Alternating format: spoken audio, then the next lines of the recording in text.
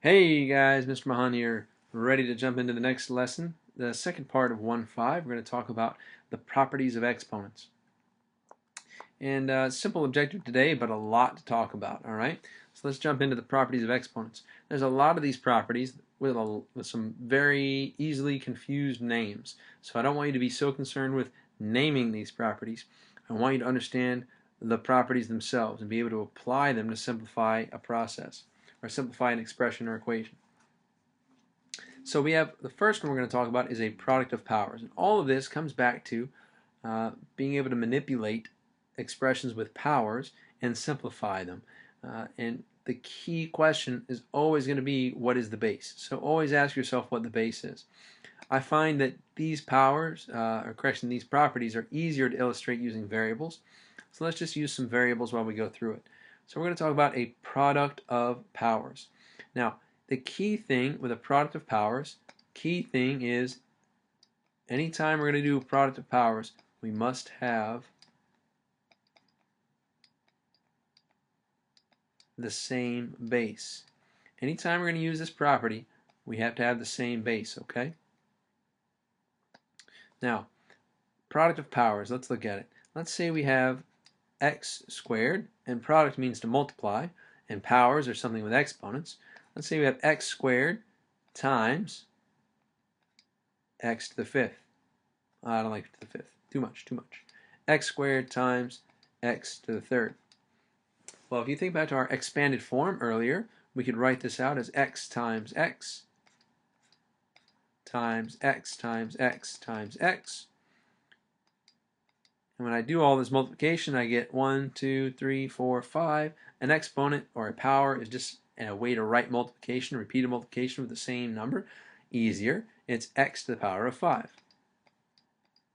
Well, what product of powers tells me is that as long as my two numbers being multiplied, my two values being multiplied, have the same base, all I need to do is add the exponents. So x squared times x to the third equals x to the 2 plus 3, which is x to the fifth. We can use our expanded form to understand why this process works, and now we can just use this little shortcut to make these problems much easier. So product of powers, as long as they have the same base, all you do is add the exponents when we're multiplying two different powers. Let's talk about the next one. Power of powers. It ties right into the product of powers, ladies and gentlemen.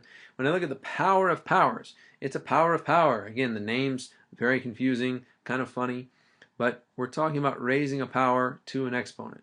If I have, let's say, y to the power of 2, all to the power of 4, what can I do? I have a power of a power.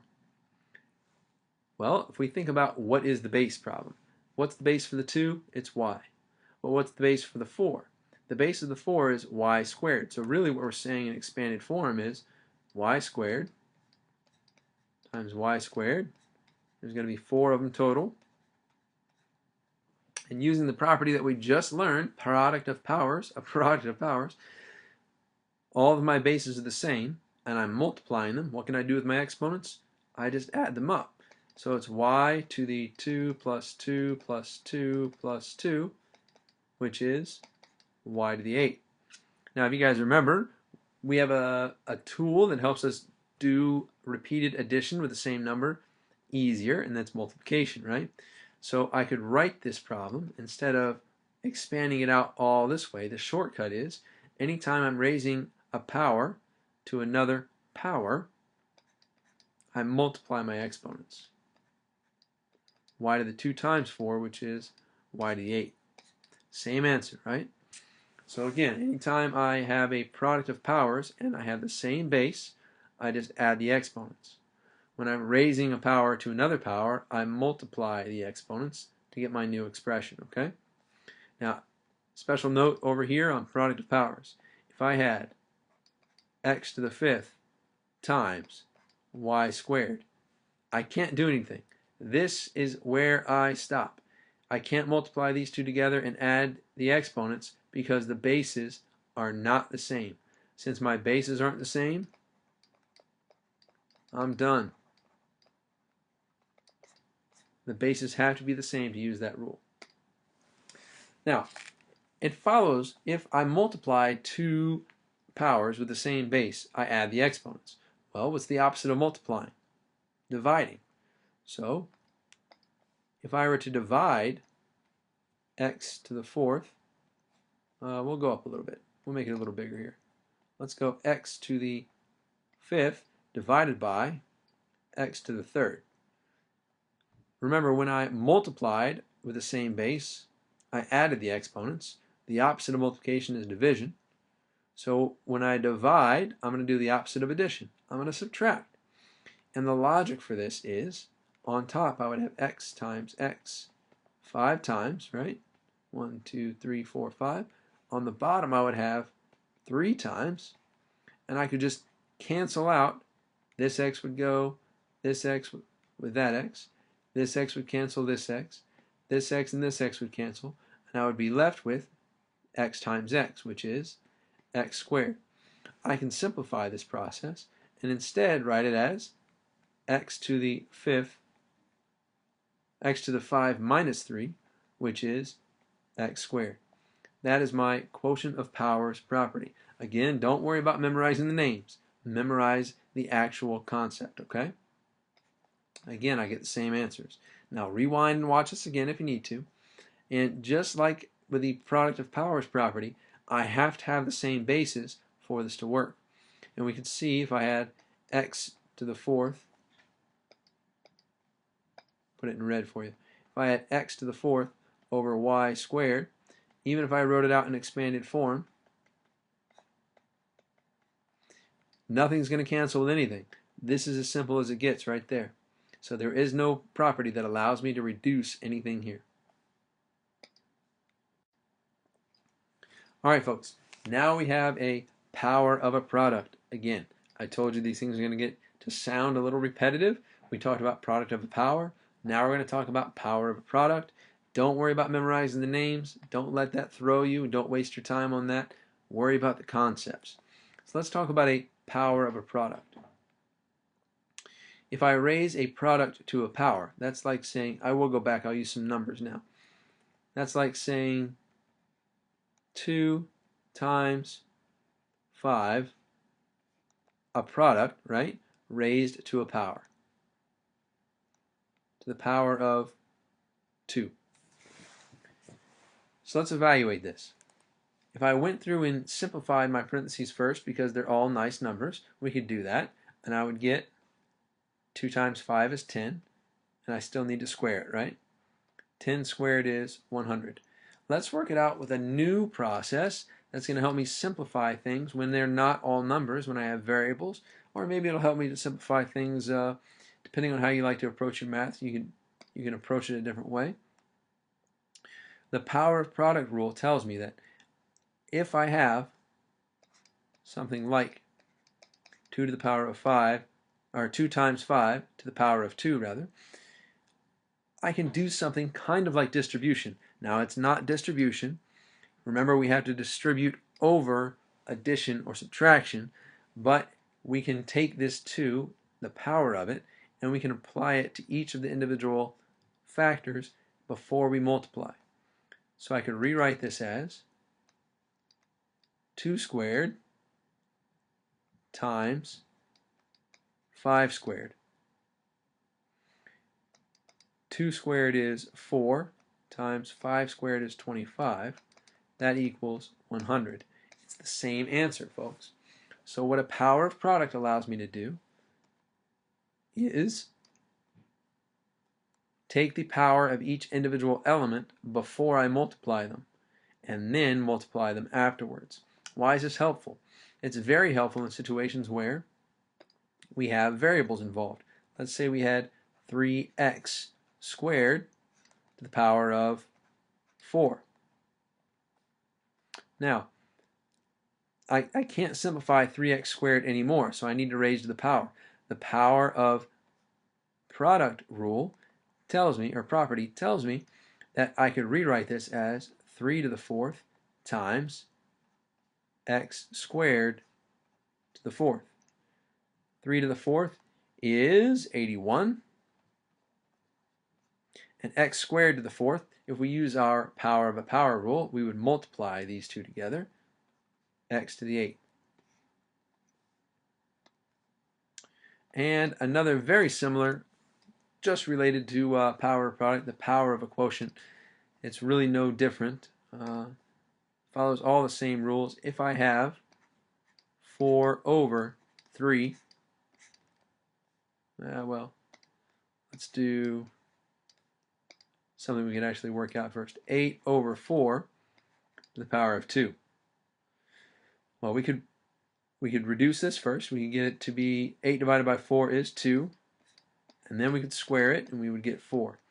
But the power of a quotient property allows me to take the power of each term individually and then do the division. So I could rewrite it as 8 squared over 4 squared, which is 64 over 16, also 4. Again, my answers match. Now, if you are ever given this problem, do regular numbers this way here. This is the most logical way to do this. Do your division and then square it.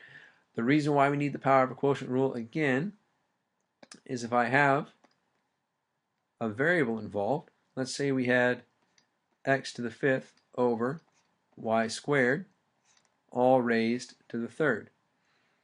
Well, if I didn't have my power of a quotient rule, I couldn't simplify this any further. Since I do, I know that I could take the top to the power of 3 and the bottom to the power of 3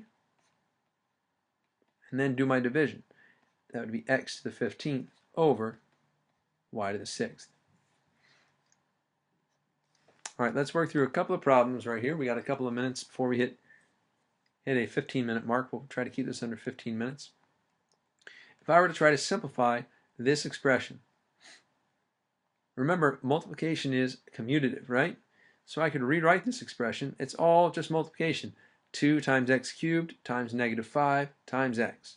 So I could really think about this as 2 times negative 5 times x cubed times x. 2 times negative 5, that's negative 10.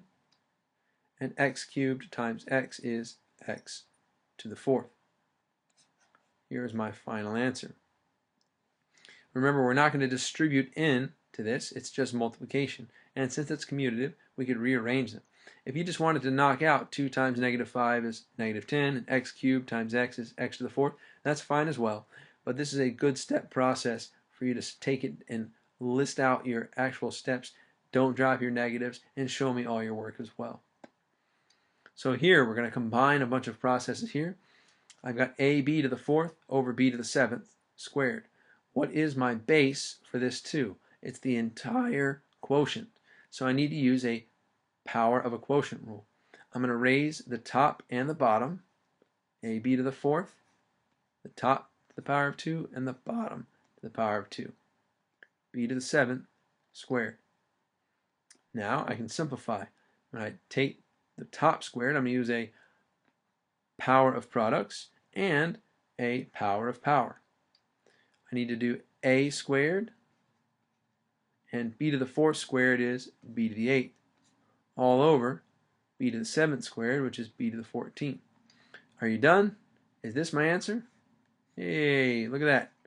It's not the answer, folks. We still need to simplify this. It's a fraction. I've got b to the 8th over b to the 14th. I have 8 b's on top, 14 on the bottom. I can reduce this. I need to reduce it to a squared. Those 8 b's on top go away and cancel out 8 of them down here, which leaves me 6. A squared over b to the 6th. Here is my final simplified answer. Now, just drew a line through everything. Slide that over a little bit. Let's look at this last problem. And here again, we have to make sure we're asking ourselves, what is the base? I've got a negative exponent. So that negative exponent is going to make me take the reciprocal of the base. The current base for that negative 3 is everything in here. The first thing I'm going to do is rewrite it upside down.